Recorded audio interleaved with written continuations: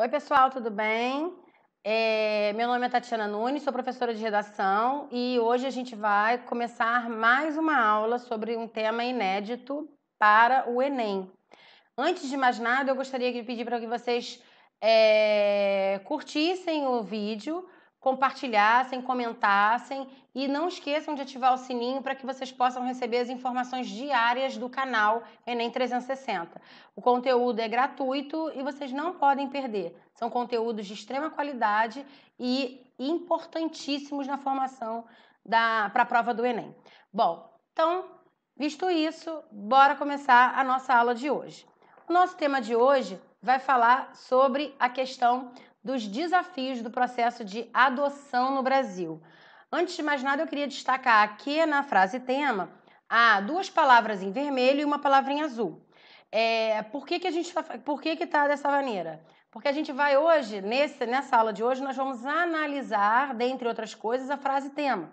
E começando para analisar a frase tema, a gente tem que desafios e adoção são palavras que estão em vermelho. Por quê? São consideradas dentro da frase tema palavras-chave, ou seja, palavras essas que não podem faltar na tese para que você consiga estabelecer aquela relação objetiva que vai facilitar a sua vida em termos de domínio do tema. Bom, visto isso, eu queria destacar também o Brasil em azul, por ser um recorte geográfico que vai ser mencionado ao longo da redação e não só na tese. Então é muito importante que vocês não percam essas informações de vista para que vocês possam compor uma tese pensando nesses aspectos que eu estou listando para vocês. Bom, na aula de hoje a gente vai falar um pouquinho como funciona o processo da adoção, os entraves, quem pode adotar, ou seja, a gente vai construir aqui junto com vocês um repertório para que vocês possam conhecer um pouco melhor o assunto ou se sentirem motivados a buscar mais informações sobre o assunto. Bom, vamos lá. Como funciona o processo de adoção no Brasil? Então, começando do ano 2017, a gente vai um pouquinho de trás para frente, aliás, da frente para trás. No ano de 2017 foi sancionada uma lei 13.509/2017, a indicação do ano que ela foi promulgada, que trouxe algumas alterações a diversas legislações relacionadas ao processo de adoção. E muitas mudanças houve. E a gente, então, vai falar um pouquinho sobre cada uma delas. Primeiro que os prazos foram encurtados, os prazos para os trâmites do processo de adoção foram encurtados. Uma outra novidade foi a questão o termo de procedimento mais simplificado para a entrega voluntária de crianças e adolescentes para adoção. Esse é um outro ponto muito importante. E essa nova lei também, ela trouxe mudanças em relação à legislação trabalhista, ou seja, os pais adotantes passaram a ter os mesmos direitos que os pais de crianças, de filhos biológicos. Então, licença maternidade, licença paternidade, intervalo para amamentação, estabilidade no emprego posterior à adoção provisória. Então, os mesmos direitos que os pais de filhos biológicos tinham, os pais adotantes também receberam. Isso é um avanço muito grande em termos legais, porque dá garantias a qualquer pai e mãe que tem um filho, seja ele biológico, seja ele adotado. Bom, vamos contextualizar então a situação da adoção no Brasil. A adoção no Brasil ela é datada de 1828, só que com determinação de Código Civil, ela é datada de 1916. Então, a partir de 1916, com Código Civil de 1916, esse procedimento de adoção foi estabelecido. E algumas regras, né, foram estabelecidas também pela lei. Vale lembrar, gente, o seguinte, a gente está falando de 1916 e a gente também não pode perder de vista que a lei ela é reflexo da sociedade daquele momento. A gente está falando de início do século XX. né? E se a gente parar e pensar em 2017, a gente está falando já em século XXI. Então, é muito importante que vocês não percam de vista a ideia de que a sociedade muda. E, obviamente, a história e os conceitos e os costumes também vão mudar junto com essa sociedade. Então, a gente está falando de 1916, início do século XX, e naquela época o Código Civil só permitia a adoção de pessoas heterossexuais, casadas, legalmente casadas, né, no civil, né, e que não tivessem filhos biológicos. Então, não era permitida a adoção de pais por parte, né, de casais que tivessem já filhos biológicos, por conta de, naquela época, percebeu-se que haveria ou poderia haver uma diferença entre filhos biológicos e filhos adotados. Isso em 1916, mais uma vez. Bom, com a Constituição de 1988, houve novas mudanças. E aí, com o artigo 227, sexto parágrafo da Constituição, por exemplo, eliminou qualquer diferença entre filhos biológicos e filhos adotados. Isso foi um grande marco, porque a lei passou a determinar direitos iguais para ambos, fossem biológicos, fossem adotados. A Constituição também, em 1988, rompeu com o paradigma de que a família só pode ser constituída a partir de um casamento. Então, isso facilitou muito o processo de adoção, porque outros casais que não casados oficialmente ou no civil, digamos assim, puderam adotar também crianças. Então, a questão daquela necessidade de ser um casamento civil não mais ser exigida, fez com que o número de crianças adotadas também pudesse crescer, porque as pessoas que não viviam em regime de casamento civil poderiam, né, ou puderam, no caso, no passado, adotar filhos.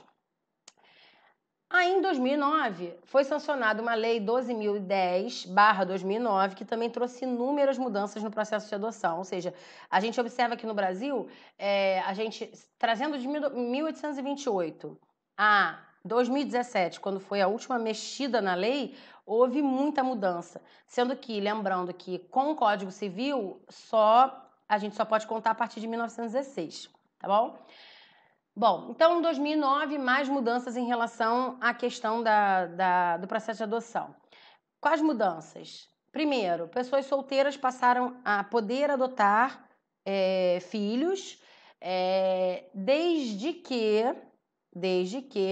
essas crianças adotadas, esses jovens adotados, tivessem no mínimo 16 anos de diferença entre ela, criança, adolescente, e o adotante. Bom, o conceito de família extensa foi criado. Então, aquele conceito de família de pai, mãe somente, né, aquele núcleo pai e mãe, ele foi ampliado para outros parentes próximos envolvidos nessa relação familiar. Isso também fez com que o número de pessoas adotadas fosse aumentado, porque há muitas famílias que não obedecem essa tradição do núcleo pai e mãe, né? Às vezes inserção de avós, de tios e padrinhos, enfim, né? Esse tipo de crescimento fez com que se ampliasse o número de processos de adoção. E criou-se também o Cadastro Nacional de Adoção, que foi criado para que houvesse um controle maior dos pretendentes à adoção e das crianças que seriam adotadas, evitando assim aquela ideia de vou ficar com essa criança. Não é ficar, é se responsabilizar legalmente por ela, né? Então, essas três mudanças foram bastante significativas no processo. Bom, dúvidas sobre o processo de adoção? A gente está trabalhando com repertório, né, gente? Então, assim, a gente está estudando aqui o tema e fazendo com que vocês reflitam sobre o assunto. Quem pode adotar no Brasil? Hoje em dia, no Brasil, quem pode adotar? Pessoas solteiras podem adotar, desde que aquela observação que eu falei para vocês, haja uma diferença no mínimo de 16 anos entre o adotante e o adotado, tá? Pessoas viúvas, pessoas que vivem em união estável também pode adotar, não tem problema nenhum. Adoção por casais homoafetivos, ela ainda não está estabelecida por lei, mas ela normalmente eu estudei o tema, né? E aí eu vi que os casais que a maioria dos casais que entra solicitando adoção, casais homoafetivos, eles conseguem a permissão judicial, legal. Só casos muito específicos que não têm a ver com a relação homoafetiva, o que já reflete a nossa sociedade, né? Pós-moderna, século XXI, todas as mudanças porque nós temos passado, e enfim. Então, voltando, os casais homoafetivos eles podem adotar, só que ainda existe, como existe, não está estabelecido por lei, todos esses casos passam ainda por juízes e juízas para que haja a autorização. Bom, é possível escolher uma criança ou adolescente para adotar? Sim, né? Mas existe uma entrevista técnica e aí o pretendente à adoção vai dizer o que ele quer, o perfil dessa criança. Perfil, quando a gente diz, é extremamente esquisito, mas é real. Gênero, né? Feminino, masculino. Idade, porque muitos adotantes só querem crianças até 4 anos. Então, existem alguns entraves ainda no processo de adoção no Brasil, que na realidade eles não são entraves no país, são entraves criados pelos próprios adotantes, né? Porque eles acabam criando alguns pré-requisitos que, por muitas vezes, dificultam o processo. Porque às vezes a criança sonhada, a criança imaginada, não é o perfil de crianças disponíveis para adoção no país. Então, aproveitando esse gancho, eu queria falar um pouco sobre essa questão dos entraves para o processo de adoção. Segundo o Conselho Nacional de Justiça, o maior empecilho à adoção no Brasil é o perfil exigido pelos pretendentes. Por quê? Porque muitos pretendentes, eles se pegam a idade, a gênero, a raça. Por quê? Porque muitos não querem crianças que sejam maiores de 4 anos, outros preferem meninas, muitos preferem meninas a meninos. Tem a questão racial, alguns, inclusive, optam por escolher cor de olhos. Então, é muito complicado, porque é um entrave criado pelo próprio adotante.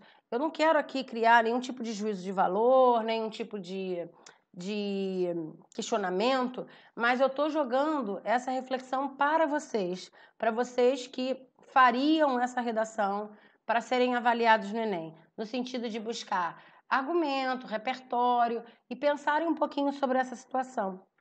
Por que será que em alguns momentos fica tão difícil adotar no Brasil? Né? A gente já viu pela nossa aula, pela condução da nossa aula, que as leis brasileiras elas estão cada vez mais flexibilizando a situação, né, o processo. Só que existem outros entraves criados pelos próprios adotantes. Então é uma coisa a se pensar, a se refletir, e vocês, como autores do texto, vocês devem levar muito isso em consideração e fazer pesquisas e buscar ideias em relação ao tema para que vocês possam, inclusive, pensar, de repente, se for o tema, numa proposta de intervenção bem elaborada, bem construída, para que vocês tirem o 1000 tão sonhado de todos aí. Bom, um outro problema verificado pela CNJ, que é a Conselho Nacional de Justiça, já falei, é a exigência dos pretendentes de adotar crianças que não tenham irmãos. Por quê?